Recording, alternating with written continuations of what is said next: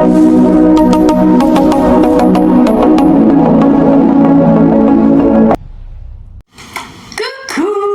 on se retrouve dans une vidéo un peu spéciale aujourd'hui, plus ou moins préparée, enfin, et encore je dis plus ou moins préparée, en fait, je mens. Cette vidéo n'est pas préparée, je vous dis direct, ça va se voir. Aujourd'hui, je voulais parler des psychiatres. Oui, des psychiatres, je voulais un peu vous donner mon avis sur le sujet, parce que on va dire, j'ai expérimenté la chose. Donc je me suis dit, pourquoi pas vous donner un peu mon avis sur le sujet. Pourquoi je voulais faire cette vidéo? Parce qu'il y a quelques années, j'avais un avis mais très limité et assez péjoratif sur les psychiatres. Et je me rends compte que plus les années passent, et plus mon avis change en fait. Comme beaucoup de monde, hein, je pense que on reste pas figé sur une seule opinion et on évolue au fil du temps, à moins qu'on ait une conscience assez limitée et qu'on a du mal à s'ouvrir. Donc les psychiatres, pourquoi par le passé j'avais une idée, on va dire, assez limitée, assez péjorative? C'est parce que, comme je vous disais, j'ai expérimenté cette thérapie. J'ai fait une psychanalyse il y a très longtemps, il y a vraiment très longtemps. Je crois que ça a dû durer à peu près 11-12 ans, cette psychanalyse. Voilà. Ouais, en fait, comment vous dire? Quand j'y repense, je me dis... Bon, après, on ne devrait pas avoir de regrets, mais je me dis que j'ai perdu beaucoup de temps. J'ai perdu beaucoup de temps. Et en même temps, je trouve quand même que ça m'a plus ou moins aidé. Voilà, plus ou moins aidé. Je vais faire cette vidéo. Peut-être que ça va vous permettre aussi de voir vers quelle thérapie vous voulez vous tourner. Est-ce que vous voulez aller vers une thérapie plutôt psychanalyse, un truc classique, ou vers une thérapie brève. Voilà, peut-être que ça va vous aider aussi à faire votre choix. Alors, pour moi, la psychanalyse, ça serait plus, je pense, pour les personnes assez, on va dire... et encore, je dis ça... franchement, ce que je vais vous dire dans la vidéo, faites vos courses. Prenez ce qui vous parle, prenez pas ce qui vous parle pas. Vraiment, faites vos courses. Pour moi, la psychanalyse, c'est encore mon avis, hein, je pense que c'est une thérapie qui pourrait être faite pour les personnes qui sont assez... comment dire, assez réticente, peut-être assez sensible, assez fragile, j'ai envie de dire même si j'aime pas le mot, assez fragile, parce que en fait dans la psychanalyse ça va vous permettre de vraiment parler, il n'y a que de l'échange, vous parlez, ça vous permet aussi de vous comprendre, comment vous fonctionnez. Et voilà, ça permet vraiment de faire sortir les traumas, mais en douceur en fait, vraiment en douceur. Vous y allez petit à petit avec le psychiatre. Le truc que je trouve qui est... je suis pas pour en fait, c'est que avec les psychiatres en général, je dis en général, hein, peut-être qu'il y en a certains qui sont pas comme ça. En général, les psychiatres, quand vous arrivez dans leur cabinet, ils parlent avec vous, puis au bout de, je sais pas, 5-6 séances, et c'est... bon... J'ai pensé à... Est-ce que vous avez pensé à prendre un traitement? Et là, tout de suite, il va vous balancer le traitement à prendre. Un traitement à prendre qui pourra apaiser votre symptôme. Je ne sais pas si vous voyez où je veux en venir. Votre symptôme. Donc, en général, les psychiatres, ils vont vous donner un traitement qui va apaiser le symptôme. Attention, on dit bien apaiser. Ça veut dire qu'on endort un symptôme. Mais on endort le symptôme pour que ça soit plus facile pour vous après d'échanger avec le thérapeute, enfin avec le psychiatre. Et moi, avec du recul, maintenant je me dis waouh, mais j'ai perdu un temps fou à discuter, parler, blablater, à tourner toujours autour du pot, toujours pratiquement des mêmes sujets. Et à côté, j'avais le traitement qui me flinguait, qui me rendait comme un légume. J'étais un légume, j'avais plus de force, j'étais un zombie en fait. Aussi, le psychiatre que je voyais il y a quelques années, il avait une approche, maintenant que je me rends compte, enfin avec du recul, sur sa façon de parler, sa façon de de réflexionner. Il avait vraiment l'approche freudienne. Bon, je sais peut-être que je vais me faire, je vais me faire fouetter, mais vraiment, je vous le dis, moi, tout ce qui est, enfin, c'est mon avis, hein, tout ce qui est approche freudienne, j'y arrive plus. Enfin, je peux pas, c'est pas possible, c'est même pas dans, non, c'est pas dans mes valeurs. Tout ce qui est en rapport avec Freud, voilà quoi. Avec tout ce que j'ai pu entendre, j'ai vu aussi la série, pour ceux qui ont pu la voir. Vraiment, j'ai vu des trucs, je me suis dit, ah ouais, d'accord, ok, non. Et en fait, je me rends compte que maintenant, je suis beaucoup plus attirée par l'approche rogerienne, Carl Rogers, ou Jung, enfin un peu des deux en fait. Et pourquoi je dis Carl Rogers? Parce que Carl Rogers, c'est aussi lui qui a un peu, on va dire, découvert, mis en pratique, je pense, la maïotique, et c'est pour ça que je me suis formée en maïosthésie. Bref, je me disperse, hein. Mais en fait, on va revenir sur les psychiatres. En fait, ils nous donnent des traitements pour endormir le symptôme. Et ça, c'est vraiment la différence avec les autres approches thérapeutiques, que ce soit maïosthésie comme d'autres, hein. Il n'y a pas que la maïotique, il y en a plein d'autres, hein. En général, les thérapies brèves, elles sont là justement pour révéler le symptôme. Le symptôme, il a besoin d'être révélé, d'être mis en lumière, pour qu'après, voilà, qu'il puisse plus prendre trop de place. Donc, ouais, laisser vivre, faire ressortir le symptôme pour qu'après, il prenne plus trop de place en vous. Donc voilà, c'est pour ça que je disais, la psychanalyse, c'est bien. Mais le traitement, c'est facultatif. Vous n'êtes pas obligé de le prendre, le traitement. Le traitement va juste endormir votre symptôme. Alors que si vous allez en thérapie, je pense que le plus important, le but, l'objectif, c'est vraiment de tout faire ressortir. Pas que ce que vous ressentez ou pas ce que vous avez besoin de faire sortir, mais il faut que le symptôme a besoin d'être mis en lumière pour que après vous vous sentiez mieux avec vous-même, en fait, tout simplement. Ouais, donc voilà, donc le fait aussi d'avoir un peu tout expérimenté, toutes les thérapies brèves et aussi les thérapies classiques, quoi, enfin la psychanalyse et les thérapies classiques. Il y a un truc que j'ai remarqué, parce que j'en ai vu d'autres aussi psychiatres, et je comparais avec les autres thérapeutes que j'ai pu voir sur des thérapies non conventionnelles. Et un truc que j'ai remarqué, après c'est que mon expérience, hein. Je pense que je vais vous dégoûter des thérapies classiques, c'est un truc de ouf. Mais moi j'ai remarqué une chose, c'est que dans les thérapies classiques, en général, forcément les personnes ont fait des études, ont des diplômes. Donc ils maîtrisent, on va dire, leur sujet, ils maîtrisent le sujet.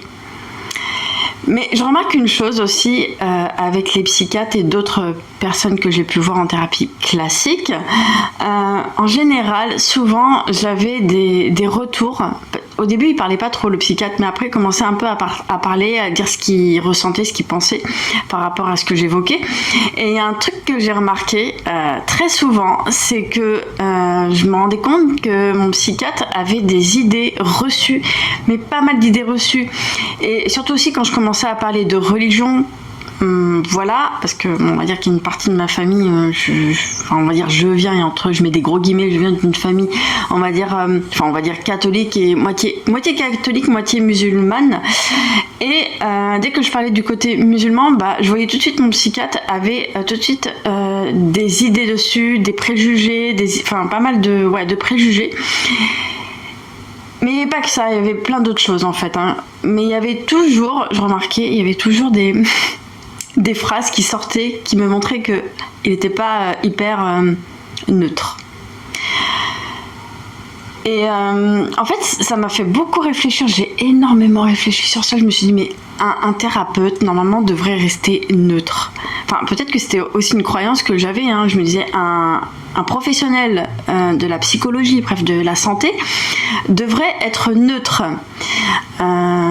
Rien que le fait de voir ça, je me suis dit, c'est pas possible. C'est vraiment pas possible. Pourtant, la personne a des diplômes, elle a quand même des diplômes, elle a fait des études sur le sujet.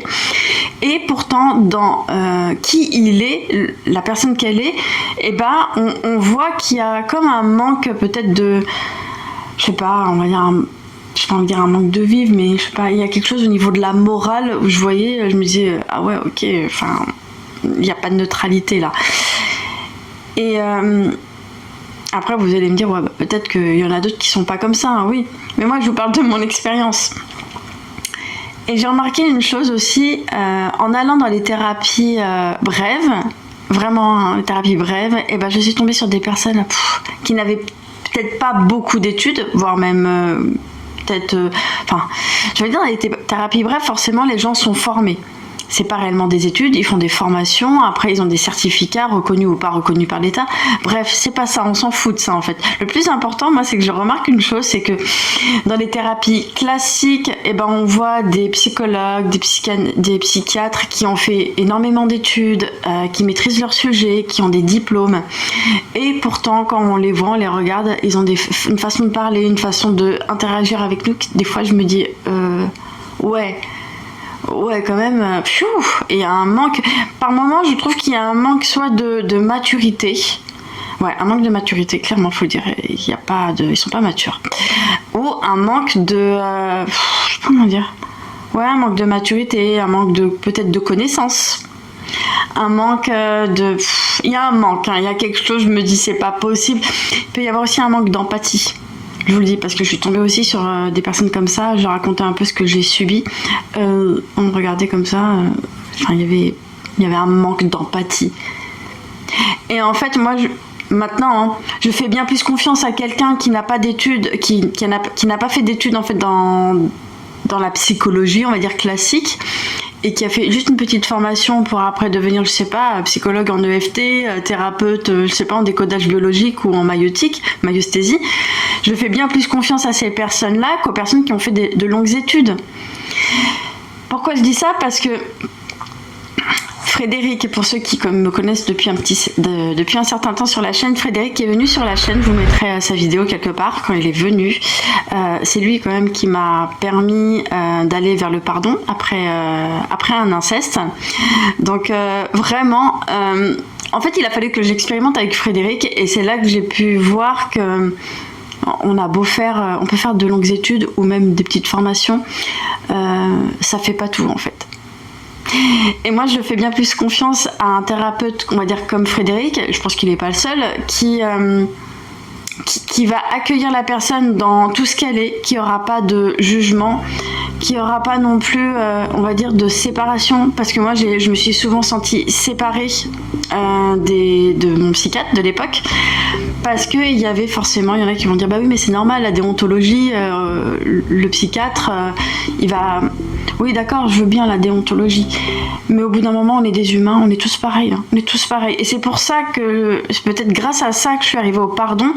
Parce qu'avec Frédéric, ce que j'ai énormément aimé chez lui, et il m'a fait péter, il m'a vraiment fait sauter des verrous au niveau des croyances, parce que j'ai beaucoup entendu un thérapeute, ça doit être sérieux, ça doit être neutre, ça doit pas s'impliquer émotionnellement. On est d'accord sur ça. Il devrait pas y avoir de transfert, mais le transfert en fait on n'a pas de contrôle sur ça. Le transfert, bien souvent, des fois il se fait, des fois il se fait pas, ça dépend des personnes, ça dépend du recul de chacun. Et moi j'ai remarqué une chose avec Frédéric, et c'est ça, je me suis dit waouh, mais moi je me suis dit mais c'est vers ça que je veux aller dans mon accompagnement quand je vous accompagne en maïeusthésie. Avec Frédéric, je voyais vraiment qu'il n'y avait pas de séparation. Il n'y avait pas la séparation de je suis la cliente ou bref, ou la patiente, peu importe comment vous voyez les choses, et il est mon thérapeute. Ce que j'ai aimé avec Frédéric, c'est que il y a eu un moment, faut que ça me revienne. Je vais prendre un petit exemple comme ça, où en fait, je lui ai pas dit, mais ça c'est dans ma tête. Et il y a eu un moment où je sais plus ce qui s'était passé, c'était il y a longtemps, c'était il y a 6 ans à peu près, 5 ans, 6 ans, quand il m'a accompagnée. Et ben à un moment, il m'a dit quelque chose qui était en lien avec lui. Et apparemment, dans ce que je lui ai dit, je sais même plus ce que je lui avais dit. Je me rappelle encore, il m'a dit dans ce que tu me dis là, et ben moi ça me fait, je lui ai fait un peu sauter une croyance qu'il avait. Je sais pas si vous voyez, je lui ai fait sauter une croyance. Il avait une croyance limitante sur quelque chose, je sais plus ce que c'était. Je sais que c'était par rapport au fait de parler, de dire certaines choses et de pas avoir de limite, d'être plus spontané. Je pense qu'il y avait un truc dans le sens. Et quand il m'a dit ça, mais je vais vous dire, en fait dans ma tête, ça a fait un gros déblocage parce que en fait Frédéric s'est montré vulnérable face à moi. Et c'était mon thérapeute. Et rien que le fait de voir ça, de voir que la personne qui m'accompagne se montre vulnérable, ça veut dire qu'elle va vraiment me dire bah ouais, bah là il s'est passé un truc, moi notre échange là m'a fait prendre conscience de quelque chose, m'a fait faire un déclic. Et moi, quand j'ai vu ça, je suis sortie de ma croyance que le thérapeute doit être neutre. Le thérapeute ne devrait même pas dire ce qui se passe en lui, dans l'accompagnement. Et rien que le fait qu'ils me disent « Ah bah moi là il y a une croyance que j'ai débloquée en discutant avec toi », je me suis dit « Ah ouais !» Et il n'y avait plus cette séparation. Et rien que de voir ça, qu'il n'y avait plus cette séparation, ça m'a fait un gros déclic. Je me suis dit, mais non, mais en fait, on est tous pareils, quoi. Donc voilà, je parle de ça parce que, bon, il n'y a pas que lui, mais toutes les personnes que j'ai pu voir après en thérapie brève, que ce soit en rythmo, en sophro, en EMDR, en soins énergétiques même, les personnes que j'ai pu avoir en accompagnement, quand je dis en accompagnement, c'est moi qui étais accompagnée par ces personnes, elles étaient, je voyais dans leur façon d'être, dans l'énergie, il y avait tout qui était aligné. Ça veut dire que les personnes m'accompagnaient, mais en fait, il y avait cette congruence aussi qui allait avec ce qu'ils me disaient. Et là, je me sentais bien, à l'aise et en confiance. Pourquoi ? Parce que je voyais de la cohérence, c'est plus de la congruence que de la cohérence. C'est que la personne était vraiment je sais pas comment expliquer, mais vraiment pleinement là avec moi, pleinement dans l'écoute, une écoute vraiment active. C'est-à-dire que quand je dis écoute active, c'est que la personne m'écoutait réellement, j'étais vraiment écoutée cette fois-ci. Et en même temps, ça se voyait dans le non-verbal, que elle était, ça allait avec ce qui sortait de la bouche en fait. Le non-verbal suivait les paroles. Et il y avait toujours cette reformulation. Ça, c'est aussi dans la maïeutique. Et moi, rien que ça m'a mis... je me suis dit, ouais, en fait, je préfère largement être accompagnée en thérapie non conventionnelle qu'en thérapie classique, où là, on reste dans des protocoles, où on reste dans des trucs bien figés. Et ça, non, en fait. C'est pour ça que maintenant, non. Psychiatre, je dis non... Mais je dis c'est un nom un peu mitigé. Non, si il n'y a pas de traitement derrière. Oui, si, voilà.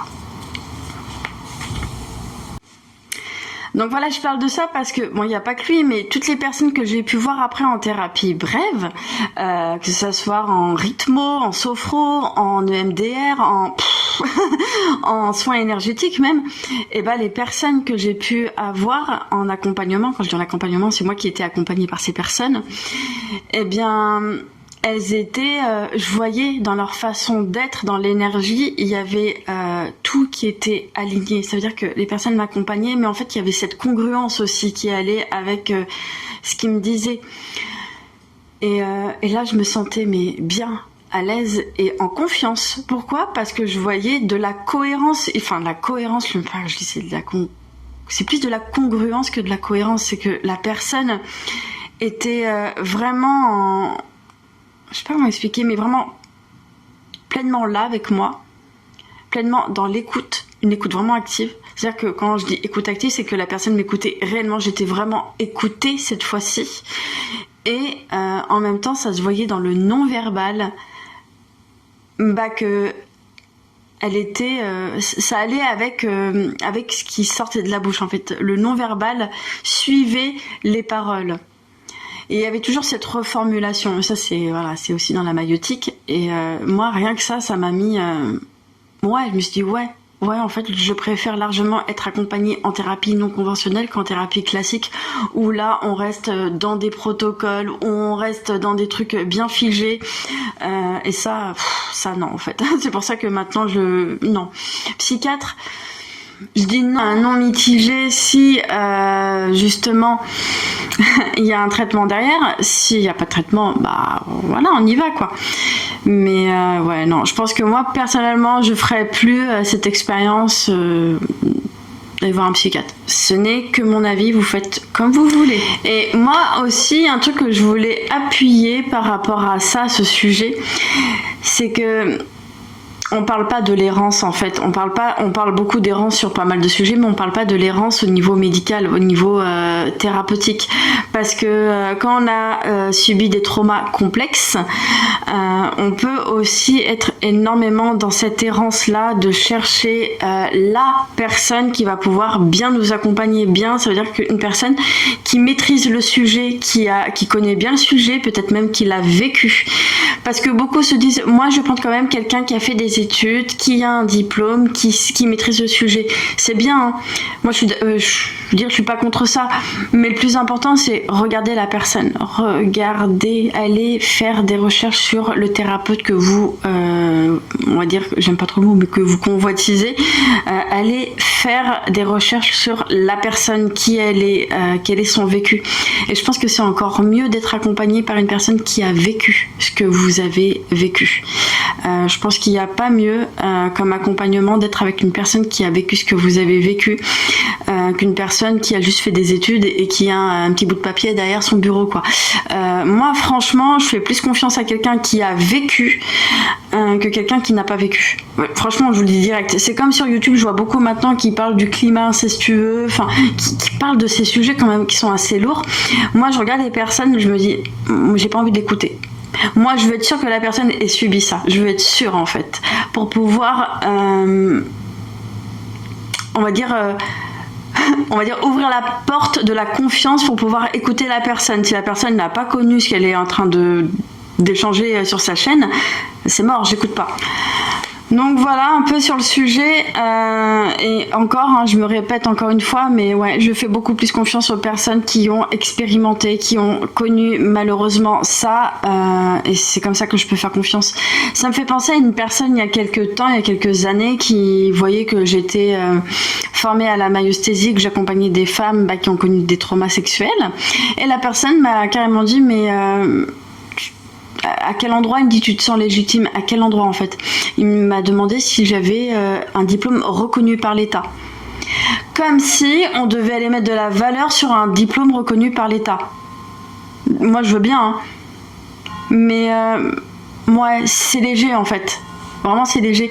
Et avant je me disais mais n'importe quoi en fait. Et là je vois de plus en plus qu'il y a beaucoup de femmes que j'accompagne.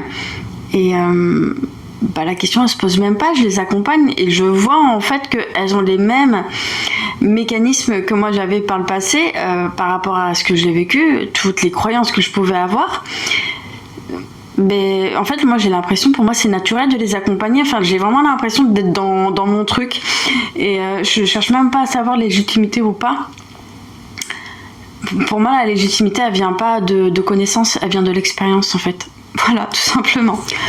Donc voilà, j'ai bien blablaté sur le sujet. C'était quand même un truc que je voulais mettre en lumière sur la chaîne. J'espère que la vidéo vous aura plu, ou même si vous avez des choses à dire sur le sujet, n'hésitez pas. Vraiment, j'ai même hâte de voir vos commentaires sur le sujet, puis discuter avec vous sur ça. Voilà, je vous fais plein de bisous.